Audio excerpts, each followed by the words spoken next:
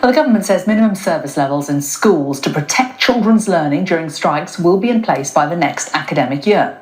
The changes come as part of a consultation process to provide certainty for parents during industrial action. Education Secretary Gillian Keegan says it's not an attack on the rights of the teaching unions. They are announcing minimum service levels in schools and colleges to protect children and parents from the damaging impact of future strike action. In the last academic year, children lost 25 million school days, putting cumulative stress on them and their parents and teachers. Well, let's be clear on what's actually happening here.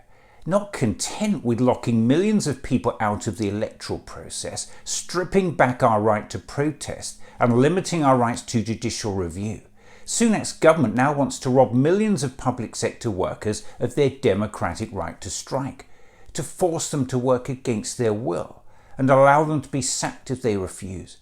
It's unthinkable, unworkable and almost certainly illegal. And as for this, in the last academic year, children lost 25 million school days. The strike action the Education Secretary is talking about was caused entirely by this government's repeated refusal to seriously engage with union leaders. Remember, our teachers have had one crappy real terms pay cut on top of another imposed on them by successive Conservative governments for more than a decade. It's one of the main drivers of a teacher shortage crisis in our schools.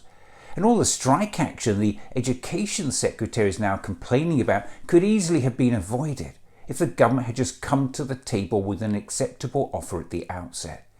But it repeatedly refused to do so. And now the government is actually using the disruption in our schools, which it was responsible for, to rob teachers and other public sector workers of their right to strike.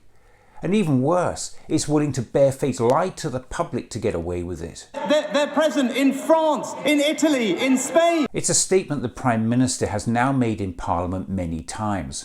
We are joining countries across continental Europe in having minimum safety laws. He's also sent out members of his government to repeat it. Lots of other European countries have these, so when people say it's undemocratic, it is something that they have in France, they have in Italy, they have in Spain. But what the Prime Minister wants is for teachers, nurses, doctors, firefighters, rail and border staff to be sacked if they refuse to comply with minimum service levels during industrial action.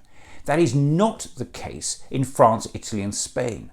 So what Sunak is planning is dramatically different. They're present in France, in Italy, in Spain. And there are many other differences too. The minimum service legislation in France has never been deployed for transport strikes, but that's set to be the case in the UK. And that's not all. In France, minimum service levels are agreed through negotiations with trade unions. But the government's Minimum Service Act will actually allow it to decide statutory minimum service levels without negotiation with trade unions and impose it on them, forcing people to work against their will, robbing them of their democratic right to withdraw their labour and allowing them to be sacked if they refuse. A number of trade unions have said that this will affect their members' human rights. What do you say to that? Look, I don't think that's right. But the Joint Committee on Human Rights has found the government's Anti-Strike Act fails to meet the UK's human rights obligations. We clearly have a problem with human rights law in this country that is making it difficult for us to achieve our objectives. They don't even try to hide it anymore. But in the past week, we can measure ourselves by actions. What have we done on this side of the House? We've introduced new powers to curb disruptive protests.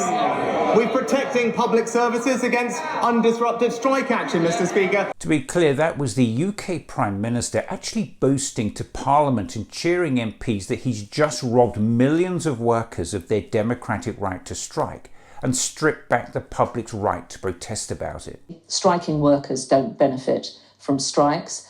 Well, imagine the shock for the leader of the House of Commons when she finds out that without our trade unions and the workers willing to back them with strike action when needed, that's right, strike action, we wouldn't have a minimum wage, maternity and paternity rights, pension provision, holiday and sickness entitlements, victories which have benefited every single person in this country. Workers everywhere must now stand together. We cannot allow a single worker to be sacked for defending their pay and conditions.